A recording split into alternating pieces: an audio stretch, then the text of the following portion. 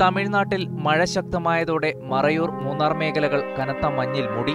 ഇത് മറയൂർ മൂന്നാർ അന്തർസംസ്ഥാന പാതയിലെ പകലും രാത്രിയുമുള്ള യാത്ര ദുഷ്കരമാക്കുന്നു. കാപ്പി സ്റ്റോൾ മുതൽ 8-ാം മൈൽ വരെയുള്ള ഭാഗത്താണ് കനത്ത മൂടൽ അനുഭവപ്പെടുന്നത്. ഇവിടെ റോഡ് ദൃശ്യമാകാത്ത തരത്തിലാണ് മഞ്ഞ്.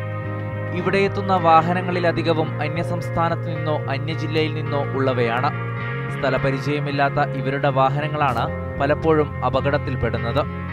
കഴിഞ്ഞ വർഷക്കാലത്ത് തകർന്ന റോഡുകൾ പോലും പുനർനിർമ്മിക്കാത്തതും ഇവിടെ അപകടങ്ങൾക്ക് കാരണമാകുന്നു. തമിഴ്നാടിന്റെ തെക്കൻ ജില്ലകളിൽ നിന്നോ ആന്ധ്ര, കർണാടക എന്നീ സംസ്ഥാനങ്ങളിൽ നിന്നും എത്തുന്ന വിനോദസഞ്ചാരികൾ ഏറെയും ആശ്രയിക്കുന്നത് മറയൂർ മൂന്നാർ അന്തർസംസ്ഥാന പാതയെയാണ്.